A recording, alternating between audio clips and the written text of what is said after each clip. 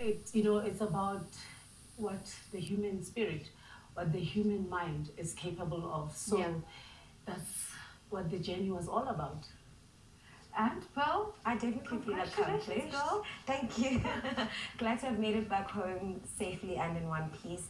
But it's exactly as Ndundu says, it is a mental challenge, it's a physical challenge, a spiritual challenge as well, because every part of you is challenged. You have to give yourself and more.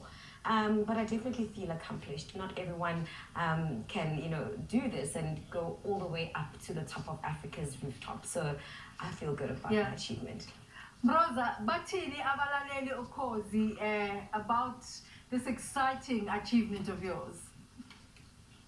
Oh, Abalali, because they are very excited and so supportive on me, and of course on the brand of Ukhozi FM, as we are celebrating 59 years of our birthday, and this is the year where we are saying, let us push an envelope, let us stretch our mind and think, what can we do for our communities? So, more especially for rural areas, as I represent more rural young girl, more rural young boy, I'm here and say, anything is possible. You can do anything. You can climb any mountain in your life. So as we were there in Kilimanjaro, I was always thinking about the challenges that we are facing, more especially in our province, in our schools, service delivery, and then I was saying the democracy that our ancestors fought for, we need to stretch it a little bit and make sure that we climb for dignity. So Ukhozi FM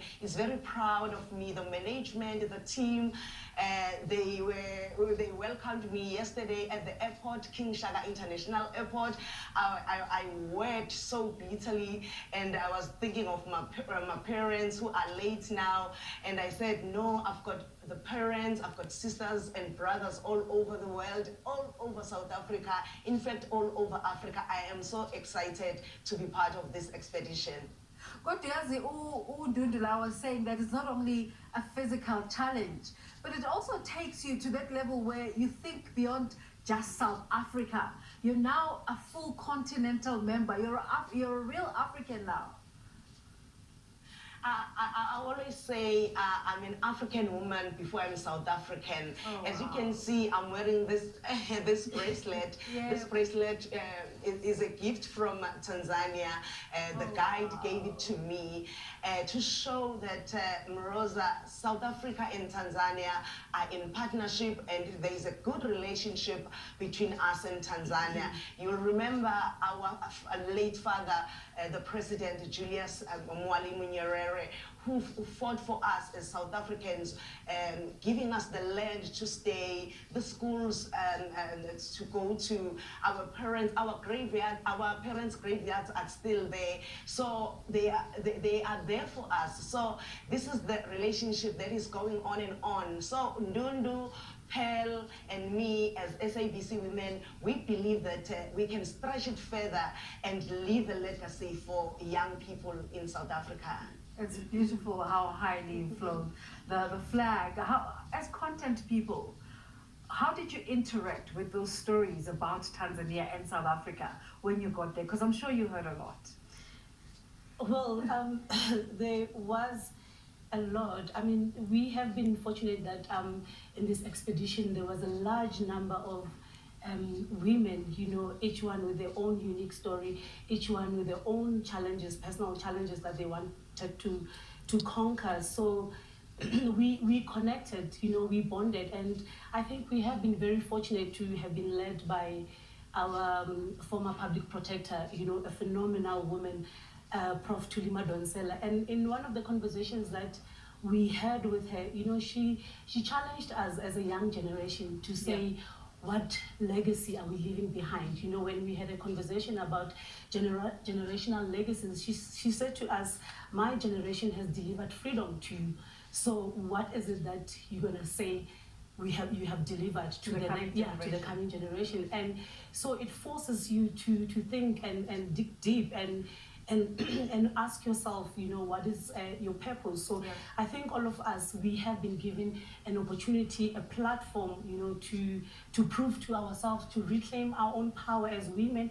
So we need to use the same experience, the same knowledge, to pay it forward, to empower, to encourage a younger girl child, to say to them, it's possible, it all can be done. So we need to use this platform and our acquired new level of influence to say, guys, we have the power. And also the climb, was themed climb for dignity and climb for social justice. So it's up to us to use our voices, to promote social well-being of these young women. To be part of societal conversations. Pearl, let's just backtrack a bit to the time you decided, I want to take part in this. What prompted you? Look, I think for me, the time for being a social media activist was completely up. I decided that in order for us to move forward, in order for our girls not to be left behind, and in order for us to reach the equality that we so desire, that is outlined in our constitution, it is up to all pillars of our society to work together towards a common goal.